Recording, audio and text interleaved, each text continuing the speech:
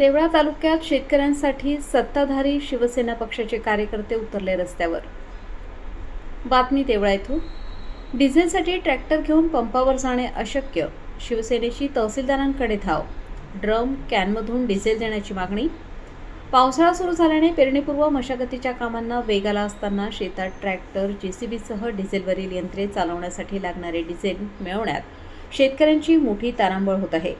या संदर्भात शिवसेना शिंदे गटाचे उपजिल्हाप्रमुख नाशिक ग्रामीण तथा कृषी उत्पन्न बाजार समिती सभापती उमराणे श्री देवानंद बापू यशवंत वाघ यांनी तहसीलदार देवळा यांना निवेदन देऊन तात्काळ ड्रम किंवा कॅनमधून डिझेल उपलब्ध करून देण्याची मागणी केली आहे।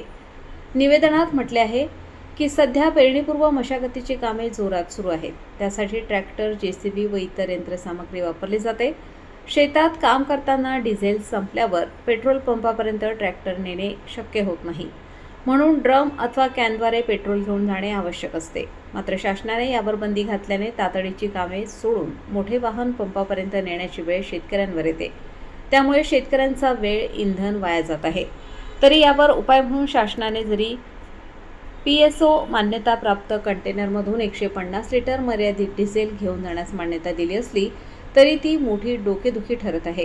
कारण सदरचे कंटेनर सहज बाजारात उपलब्ध होत नाहीत, तसेच प्रत्येक शेतकऱ्यांना घेणे शक्य नाही। तरी ड्रम किंवा कॅनमध्ये डिझेल घेऊन जाण्याची परवानगी द्यावी, अन्यथा PESO मान्यताप्राप्त कंटेनर अनुदान तत्वावर त्वरित उपलब्ध करून द्यावेत। सदरील मागणी आपल्यामार्फत माननीय जिल्हाधिकारी कार्यालयाकडे कळवण्यात येऊन पुढील कार्यवाही करावी अशी विनंती निवेदनात करण्यात आली आहे। तसेच न झाल्यास शेतकऱ्यांची मोठी गैरसोय निर्माण होत असल्याने शिवसेना पक्षाच्या वतीने तीव्र आंदोलन छेडण्यात येईल असा इशारा सत्ताधारी पक्षाचे देवळा तालुक्यातील तमाम कार्यकर्त्यांनी या ठिकाणी निवेदन देताना शेतकऱ्यांची पिळवणूक होऊ नये या आशयाचे निवेदन देण्यात तहसीलदार देवळा पोलीस स्टेशन यांना देण्यात आले आहे। यावेळी शेतकरी संघटनेचे कृष्णा जाधव, कुबेर जाधव, देवेंद्र निकम इत्यादी पदाधिकारी मोठ्या संख्येने उपस्थित होते। वृत्तसंकलन समाधान केदारे, कार्यकारी संपादक देवळा, स्टार लक्ष मराठी न्यूज।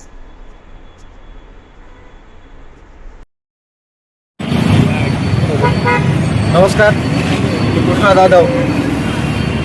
आज या देवळा पास कंडेलवर अचानक एक ट्रॅक्टर बंद पडलं, डिझेल अभावी बंद पडलं ते, आणि शेतकऱ्यांना थेट वाहनामध्ये डिझेल टाकणं हे शक्य होत नाही आहे। म्हणून शेतकरी मोटरसायकलने म्हणा किंवा त्याच्या कुठल्या तरी वाहनाने म्हणा तो येऊन आणि ड्रममध्ये डिझेल घेऊन आणि नंतर शेतात जातो।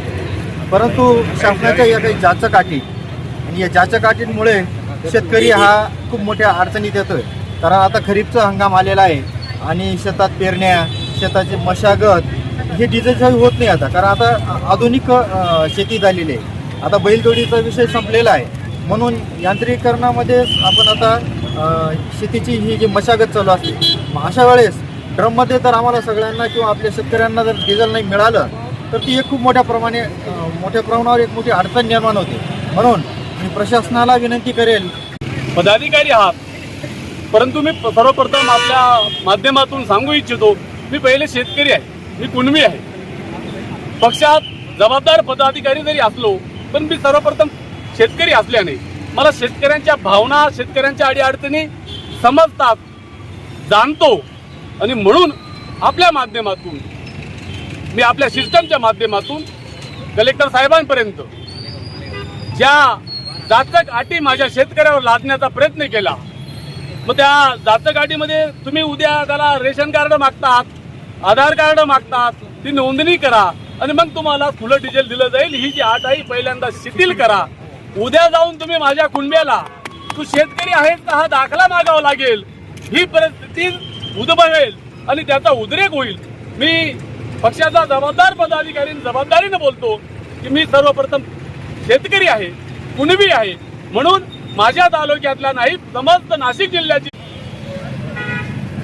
या आंदोलनाची आपण घोषणा केली होती, त्याप्रमाणे आपल्याला शेतकऱ्यांना, बळीराजाला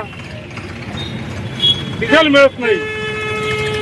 आपला ट्रॅक्टर शेतात डिझेल अभावी बंद आहे। अशा अवस्थेत आपण जेव्हा ड्रम घेऊन येतो, त्या ड्रमामध्ये पेट्रोल पंपवाले आपल्याला डिझेल देत नाही। कारण सांगितलं जातं की आम्हाला शासनाचे आदेश ड्रममध्ये पेट्रोल डिझेल द्यायचं नाही. अशा पद्धती 2 महिन्यापूर्वी ठीक होतं. साठेबाजीच्या संदर्भात युद्धाच्या परिस्थितीमध्ये आपल्याला ते मिळत नव्हतं, तेव्हा आपण सहकार्य केले तेव्हा भाऊ. परंतु आजच्या घडीला आंतरराष्ट्रीय बाजारात बॅरलचे भाव 190 रुपयावर आले, डिझेलचे भाव